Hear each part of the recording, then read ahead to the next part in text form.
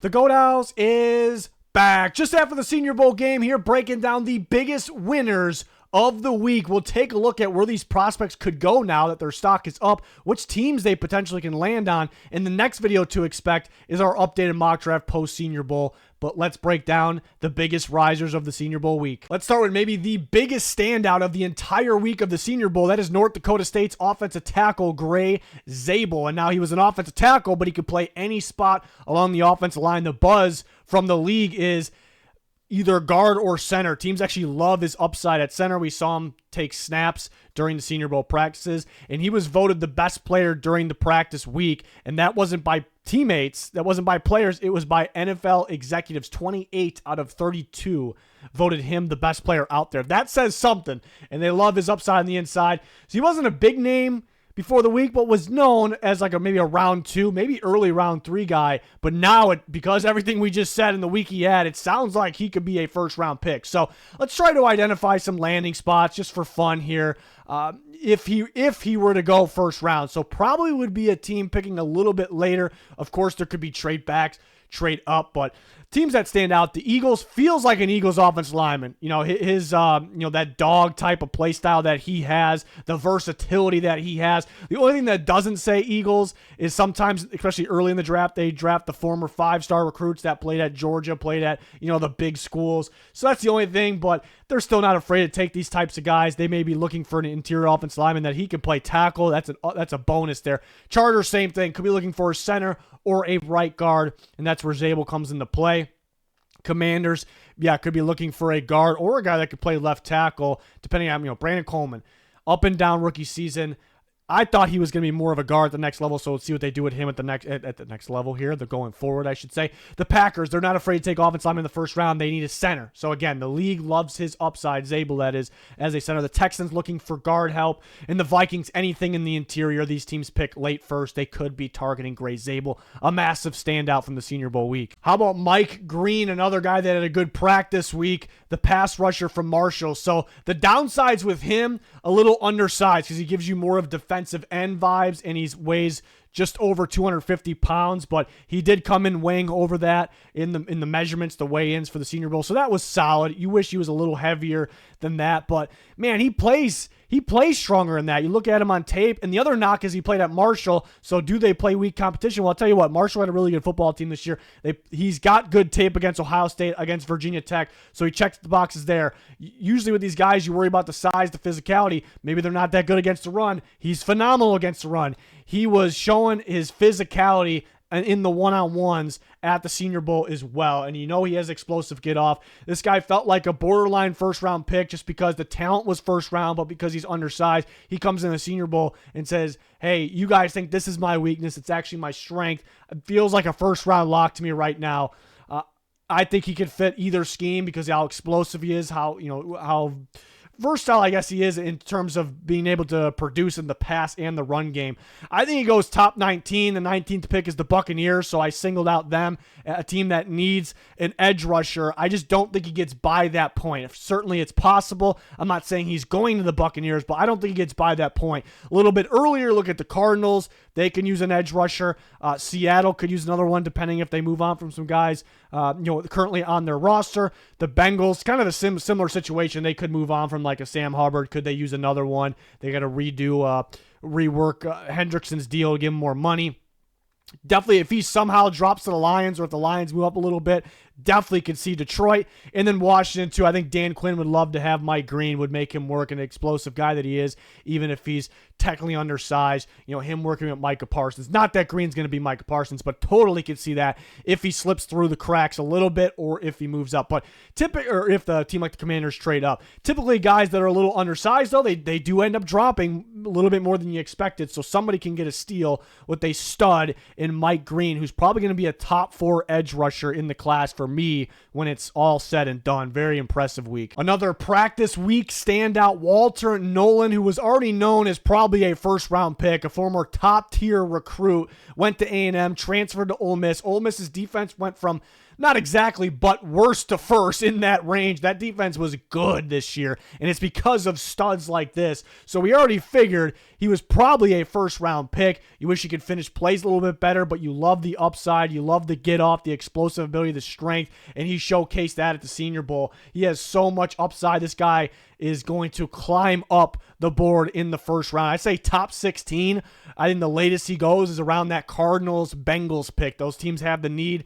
They would love him. I think Jonathan Gannon and the Cardinals would really love Walter Noel. I think that just feels like a Jonathan Gannon. Feels like an Eagles guy, too, if he somehow slips that far. But Gannon has that background. It's the type of guys he likes. So I don't see him getting by the Cardinals spot because he's that good right now, but he also has tremendous upside. This could be the number 2 D tackle after Mason Graham in the draft. Look at the Cowboys picking around 12. That seems like a fit. They need interior defensive line help as well. I totally can see that. He's going to go that early now. Could he even go a little bit earlier because how good he is, the upside? He was a top recruit for a reason. I look at a team like the Jets, if he's going to go even like surprise some and go a little bit earlier, but you see some other teams there that really stand out around that range that we talked about as fits. You know, always tough this early to nail down like which team exactly is going to get him because there's a trade ups, trade backs. We still have the combine, but those are the first 6 or so teams that come to mind here. But a guy that's just too freaky, too good to not rise up the boards and go top 16 in my opinion. Another first round prospect that made himself some money throughout the practice week, that is Texas A&M edge rusher Shemar Stewart. Early in the week we called him having a good outing at the Senior Bowl and knew it was going to happen. I mean, he's a physical specimen. You don't see 290 or so pound edge rushers that move like him anymore. He's kind of got that old school plus new school flavor, a little bit of both, right? So you knew teams are going to love him. So he definitely made himself some money. His knock is got to finish plays a little bit better. You want the sack totals to be higher, but I love his tape. He's always disrupting plays. You wish he can add a little bit more to his pass rush arsenal, but fantastic bull rusher. Was going to be a top 32 pick, a first-round pick, but same thing, different position, both physical, but like Walter Noel, I think around that Cardinals-Bengals range, like 16, 17 is the latest that he goes. I don't see him getting by that point. Both those teams could use a pass rusher. They both typically like, physical guys at that spot. I like the Falcons as well. Olbrich in there from the Jets. These are the types of defensive ends that he really, really likes usually. I mean, almost anyone can kind of fit that scheme, but I could definitely see the Falcons as a fit in the first round, as that being a pick. And the Cowboys, they typically value the very physical defensive ends. Niners, Saints, other teams. Could the Bears in the first round with Dennis Allen in there? We say the Saints. It feels like another, a Saints physical edge rusher. So Dennis Allen's with the Bears, could see them as well. But a guy to watch out for moving up boards in the first round. Minnesota offensive tackle Ariante Ursary, who was mocked in the first round a little bit here and there, but it wasn't like full on. This guy's going to go in the first round. Kind of got top 50 vibes from him, and after a really good week of practice, another practice standout, feels like he's a first-round pick. I mean, he was locked down in one-on-ones. Like when guys were going up against him, even other first-round prospects, they couldn't budge him. They couldn't move him. So that was a really good showing. He had a really good year at Minnesota as well. So probably a later first round, mid to later first round pick. The Rams potentially, I like the fit with the Rams. They potentially could use a left tackle depending on what happens with Jaxson in free agency. The Chiefs would love to have him. They trade up a little bit, or they can take him 32nd overall. Commanders, Ravens are another one depending on what happens with Ronnie Stanley. The Patriots, if they can move up from the beginning of round 2, or maybe if he slips through a little bit, and kind of same thing with the Bears. If they don't have that left tackle from the 10th pick, watch for them maybe come up and get a guy like this at the bottom of round 1. So a guy that really stood out in one-on-one, just being a wall, a guy that even really good prospects just could not get by. Let's talk about some tight ends. There's a really good tight end class. 2 of them really stood out this week. Mason Taylor from LSU. I mean, he had a lot of hype right away early in his career a couple years ago at LSU, and we knew he was going to be something, a future NFL prospect. But, kind of felt like getting round 3 buzz, but it feels like a round 2 pick. after the Senior Bowl, after his outing, every single day at practice, he looked outstanding. And you see, I listed some teams and there's more teams that need a tight end than this, but these are some teams that I view as a fit, teams that badly need a tight end, and they probably need to get one of the better ones in the class. Here is a candidate for the third or fourth best tight end in the class, and there's obvious at the top with Tyler Warren, and then Colston Loveland probably be next, and the other guy we're going to talk about is right there with Taylor for that 3-4 spot. But yeah, there's quite a few obvious tight end needy teams. I think starting with the Colts being that big one, but I mean, again, I got the Chargers and the Broncos get their hands on a better tight end, and that could really improve their offenses as well. In Miami, tight end Elijah Arroyo was the biggest standout tight, even though Mace Taylor was huge, big time. But Arroyo, I mean, there's even some talk about him possibly sneaking in the late first round. That's pretty crazy. He is one of those guys that kind of gives you receiver vibes at the tight end position. Those guys don't always work out, but it's pretty... You feel pretty confident that Arroyo is going to work out. I mean, really good route runner, contested catch freak. We saw that throughout practice and early in the game. So a guy that kind of can create the mismatches there. So you see, I think he probably goes round 2, and it could be even earlier round 2. And you see, I listed some of the similar teams that very obviously need tight ends and could use a playmaker. I threw the Falcons in there for Arroyo because Pitts has been underwhelming, but they maybe want a guy that he's supposed to be, that type of tight end, more of a receiver type of tight end, and that's where Arroyo can come and play. Do they trade Pitts? Do they just move on from him after this year? I mean, who knows? But they could be looking for a guy that's more of a Penix style that fits Penix's offense there. So I thought that made sense for a guy like Elijah Arroyo, who was really one of the bigger winners of the week. Darius Alexander, another one of those guys I called having a pretty big week. He stood out for me when I'm just watching MAC football earlier in the week throughout the year, and he was a monster in the practices again. Even in the games, he showed up a little bit. I know it's more important to show up in practices. The games, these guys get a few reps and they're coming out, so it's a little tough. But you could tell by looking at him, he's an absolute freak. I could sit here and list half the league as landing spots, really. So landing spots for a guy like this is a little tricky, but I was buzzing on Alexander, but he wasn't getting a ton of buzz at all. Kind of felt like a 4th round guy. I think he's going to go in the 2nd round. People are going to love the idea of him. Then you watch him play. You watch the explosiveness off the ball. You watch his size, his length, his physicality. Teams are going to have him. So again, one of those guys where it was very tough to pick out. I could fit 6 logos in there, right? It was tough to fit. Just pick 6. Steelers, he feels like a Steelers guy to me. Sometimes you kind of just have that with guy. Doesn't mean he's going to go there. They have a number of D tackles already, but how long is Hayward going to be around for? Just feels like a Mike Tomlin / Pittsburgh Steelers type of guy. Could see him on the Niners as well. Robert Saleh's back. Feels like a fit there. Detroit Lions.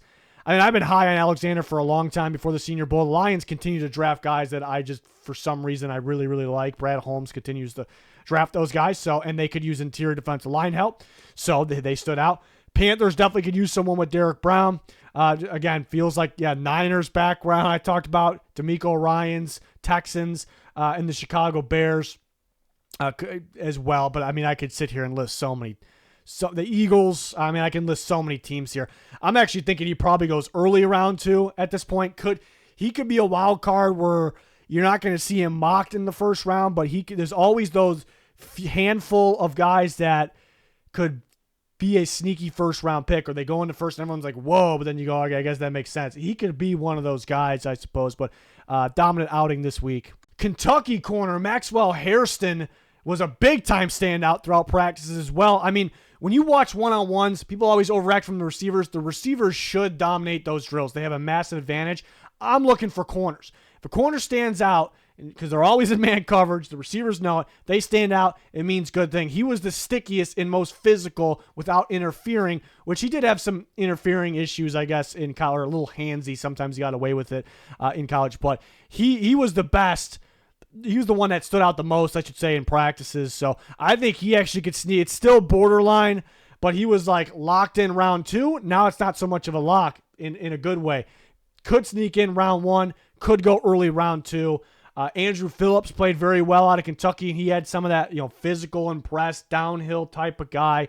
The similar mentality, similar play style, and he looked really good. The Giants grabbed him. Giants could use more of an outside corner, so I thought the Giants made sense here. But if he goes early second or if they want to trade up, I don't know if they would trade up. I think early second, but man coverage corner, Kentucky had him in a big role too. He was covering like half the field at times by himself, and that was a good defense too. So he's very impressive. So the Bills are more of a zone team, but they're starting to gear a little bit more towards let's run a little bit more man than we used to. So, and they're going to need a corner. The Vikings, actually, Brian Flores ran a little bit more zone this year, but he likes physical corners. They need an upgrade there. The Lions love press man corners, of course. Packers could use someone in the Chiefs. If he's there at 32, that could be a Chiefs pick. They could use someone else with McDuffie, and he'll have a contract year coming up, somewhat soon.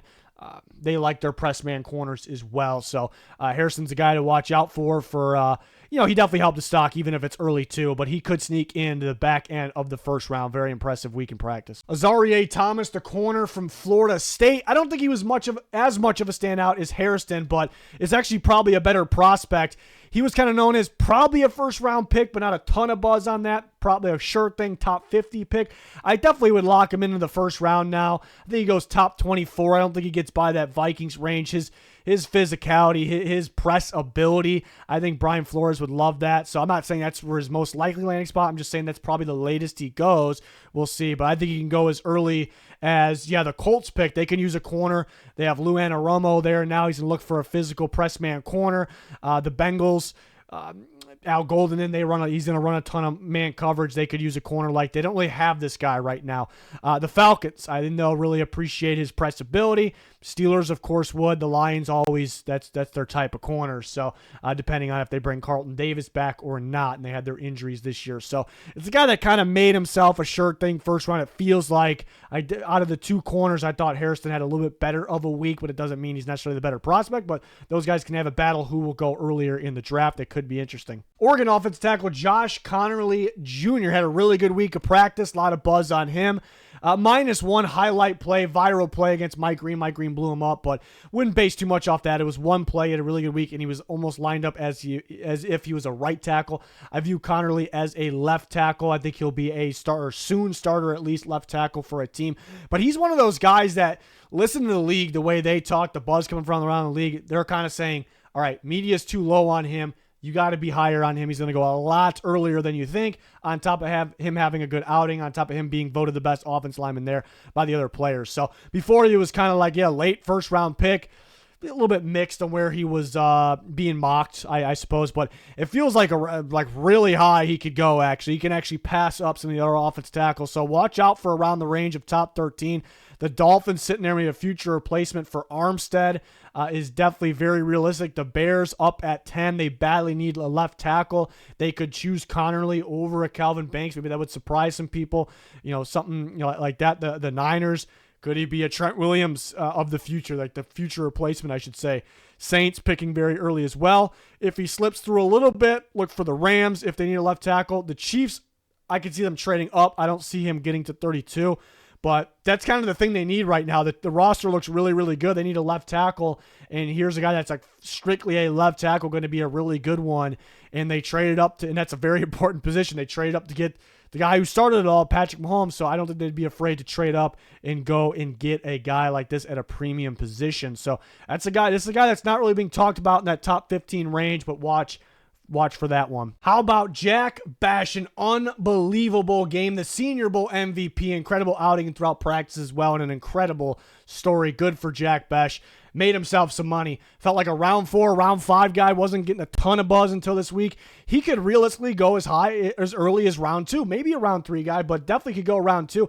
And it might be a little bold to say because he's a TCU receiver, but I think he's a safer prospect because gets open, great hands, great contested catch ability. I mean, he showed up in some big moments. Very likable guy. Again, I think a very safe pick, and there'll be teams that are just dying to have him. And he's another one of those guys that I can just list half the league as potential landing spots. It was very tough to pick 6. Let me touch on the TCU part. Everyone knows. Everyone's doubting TCU receivers because every time a good one comes into the league, they're very, very underwhelming. Well, one thing, Jack Bech actually came from LSU, so he played at the best receiver school for a little bit. Yes, it didn't work out there, but he got some experience and he got better. that's fantastic. Another thing, for an example, Quentin Johnston, if you remember, or if you knew, I was extremely low on Johnston compared to the consensus. And a big reason for me was he's built like a contested catcher, and that was his thing in college. But when he did it, he used his body and he got away with it. So I didn't see that happening at the next level, and we're seeing it in the next level. He's using his hands and he's dropping the ball. So, but to points is Jack Bech uses his hands, and he has incredible hands and incredible contested catchability. We saw it right away on a flea flicker play in this game, and to close it out, he's a smart receiver that's got great hands. He gets open, he catches the ball. So I think he's probably the safest receiver prospect in some time. And the bigger name guy is Savion Williams, who obviously wasn't in this game, but he's more of that TCU receiver where it's a little risky because you have to scheme things for him. We're getting off topic, but I think he's a very safe pick, a likable guy. Again, I can list more than half the league as landing spots. These are the teams that just, top of my head, honestly, just stood out. Commanders, I can see him in a Kingsbury system for sure, and they can use him on a receiver. Browns, part of the Browns staff was his staff for the Senior Bowl. They can use him on a receiver. Feels like a Packers, a LaFleur type receiver. It really feels like that. Harbaugh definitely could have some interest outside receiver to pair Lad McConkey. Feels like that as well. Kind of feels like a McVay guy as well. He's getting some Puka Nacua comparisons, even though they have little different body types, of course. And the Panthers definitely could see him in Dave Canales' system. So just because of fits and what coaches like, that's kind of where I brought up those teams. But, man, I can list the Titans here. I can list the Patriots. I mean, I can list several teams here. But those are the 6 that just stood out to me. Doesn't necessarily mean he's going to land in one of those spots. But an intriguing another thing on why he can go round 2, even though that seems a little early. There's an obvious top 5 receivers, at least to me, but I think you out there as well. Not in order: Travis Hunter, Tetairoa McMillan, Matthew Golden, Emeka Egbuka, Luther Burden. Those are the clear 5. Who's next? To me, it's a massive drop-off. There's good receivers: Trey Harris, Jack Bech. Isaiah Bond, he kind of tailed off at the end of the year. There's Restrepo. There's good receivers, right? But there's a massive drop-off after those first-round guys. So why not take a guy like this that you know it's a safe prospect? So I can definitely see someone just dying to have him, and we got to go get him at the end of round 2 here. I could totally see it. But what an outing today for Jack Bech. Tyler Shough, the Louisville quarterback, former Oregon and Texas Tech quarterback. A lot of buzz on him when he was going to go in and start for Oregon. Injuries didn't allow it to work out the first couple years, even with Texas Tech, but played very well, very accurate pocket passer for Louisville this year. He's the quarterback that helped himself the most this week, was probably around 4 or 5 guy. Just not a lot of wow, but kind of a safe, you would say safe pick because he's a pocket passer, accurate, smart, experienced, but he does have the durability concerns. But he might go in round 3. There's a shot he goes in round 3. Teams actually might feel a little safer taking him than some of the other guys. And we're going to talk, even though I don't have the other quarterbacks as big winners, we are going to talk about them at the end of this video. Touch on some of them, I should say, the more notable ones. But I see, McVay's system behind Stafford with a guy like this. Could see that. The Titans as well with Callahan. I can see them passing on the early quarterbacks in the first round, trading back, maybe taking him in the 3rd round. Browns, Jets, Raiders, Seahawks. Some teams that could use a quarterback. Some of these teams probably won't take one in the first round, so kind of wanted to highlight those teams. But you can throw the Giants in here. I think the Giants will try to find a quarterback earlier, so that's why I didn't really list them. But those are teams that kind of stood out right now. But yeah, he did have a rough interception early in the Senior Bowl. He kind of made in the game, I should say, and he kind of made up for it as later in the game.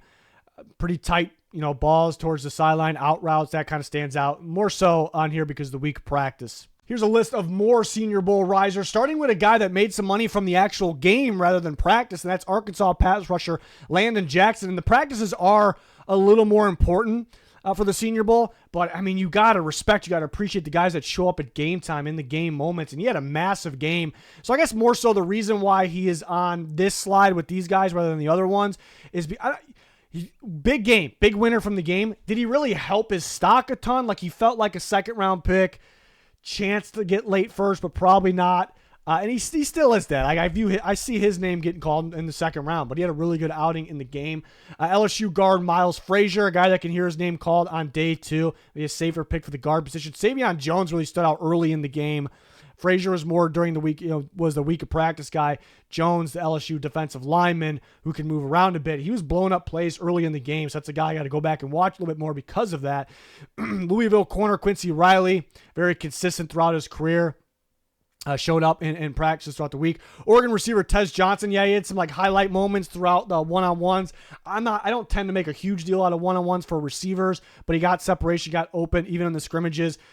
So he's a winner because of that, but he might be a loser because he weighed in at 156. That's extremely late, and it's harsh, but there's going to be some teams. I'm not like this, but there's going to be some teams that, nope, not on our board anymore. It's harsh, but that's the way it is. So in a way, like a winner and a loser, he's a slot receiver.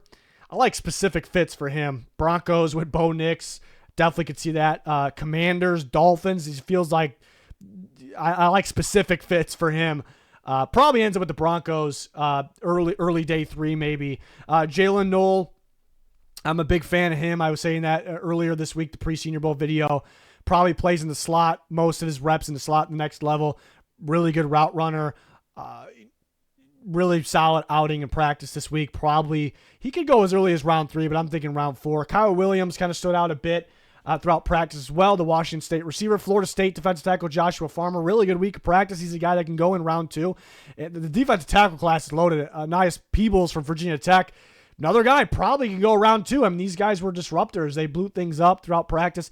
Anthony Belton, the NC State offensive tackle, another day 2 guy that, maybe could be a starter earlier in his career rather than later. And Purdue offensive tackle Marcus Imbo, similar situation. He played pretty well in the game and in practice. Notre Dame linebacker Jack Kaiser, good week of practice. Another safer linebacker prospect, and he actually had to play some safety just because they ran out of guys in the game. So they end up winning the game. So I'm not saying because of him, but I mean that's pretty impressive. So I think a guy that's kind of a pro-ready linebacker that you probably get early day 3.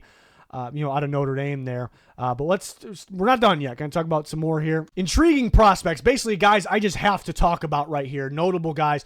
Jaxson Dart, Ole Miss quarterback. Everyone mixed opinions on him. You hear this person say, oh, great week, he helped himself. You hear this person say, no, not so much.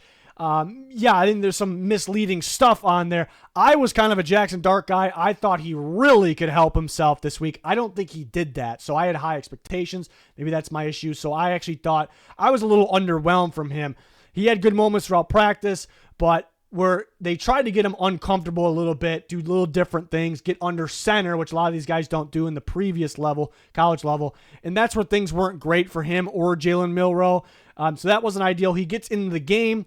Flea flicker right away, underthrown ball. He is tough. He's a really good, he knows when to scramble. He can break tackles. He scored off that. After that, just a lot of lacking awareness, not knowing, not feeling pressure, not escaping, the pocket when it was clear as day. You got to feel that pressure. I know it was on your blind side. And then some more underthrows. So I actually was disappointed in Jaxson Dart. I'm not going to sit here and call him a loser of the week. I think it's slight, but I think you're going to hear some misleading stuff on people saying like he could go because teams don't draft guys quarterbacks in the second round, so he could go first round. You love the tools. At times he shows off the arm. He can throw on the run. He's tough. He can run. He can scramble. And then Jalen Milroe, you love the arm strength and you love the freak athleticism. But man, like we said, I was saying I thought people were too high on him. The passing just isn't there. They try to get him to sit in the pocket and throw. He's short on throws. The ball is just not coming out of his hand right. The footwork's not there. He took off to run on a 4th down. It was the wrong decision. When he was under center throughout practice week, it wasn't great. So it's a guy you take a shot on. I understand. Yes, you take a shot on him, and it's got to be a really good coaching staff. But, man, he needs a lot of work, a lot of time. So I think stock down for him. Then some intriguing edge rushers. Josiah Stewart from Michigan. Neither a winner or a loser on the week, I suppose. He's on the shorter side when it comes to the height measurables. He's really short, but if you watch him, not just at the practice, if you watch him on tape, he is explosive. When I watch edge rushers, it's always been my thing. First thing I look for, it's not everything, it's the most important thing for me. I look at get off, how explosive, how quick guys get off the ball. In my opinion, you can't coach. It doesn't really change at this point of your career. You can work on it earlier in your career. I mean, even like high school days. I don't even think college days. He is top of the class, up there with Abdul Carter and the next guy we're going to talk about in terms of explosive get off. Unreal, like the Chop Robinson from last year. But he has no height to him, so that's an issue. I say if he's 6'3", he's not only going in the first round, he's going a lot earlier, so he's an intriguing prospect. Kyle Kennard from South Carolina, explosive off the ball. He had a pretty good week of practice as well. You see him exploding off the ball, winning some reps one-on-one. His issue is run defense is very much lacking, but man, he explodes off the ball. He was very productive. He's not the biggest guy in the world, but he's got enough size, unlike Stewart. So these are, guys that showed us some things during Senior Bowl practice, but because of the film and because of one weakness, they're a very intriguing prospect to me, but I like these guys a lot. And then Donovan Ezaraku from Boston College, he tore it up day one of practice. Tore it up. Big winner, day one of practice. Didn't really hear a lot after that, but he's an intriguing prospect as well, because he's long. You love the long arms. You love the build, the physicality. The production is there. His inside move, his inside counter is nasty. He wins on inside moves off the edge so much. He forces it though, and then he gives up contain. You want him to win, keep contain a bit more, and he's a little lacking in the run game department as well, but he really stood out in day one. It's a guy like his closing speed on getting the quarterback and how he wraps up the quarterback and just finishes the play. There's things about his game that you just want to love him, and it makes you want to go maybe first round pick. And some people are saying he's a first round player. I don't think he's a first round player. That's me. So intriguing prospect. So those are some notable guys I just really wanted to talk about. But other guys help themselves. I talked about a lot of guys in this video, so it's an annual video we do every single year. So I love it. My favorite time of the year with all the free agency videos, the cut videos, the trade videos that we're going to get into. Already a bunch of those on the channel covering free agency and cuts and draft content. Expect the mock draft next. We're going to update our mock draft after the Senior Bowl. A lot of key changes. I love this time of the year with the mock drafts because we got a much better grasp on what things could actually look like here heading into the combine. So join us, like, subscribe, turn notifications on me. Much, much appreciated. It's going to do it. Thanks for watching. Goodbye.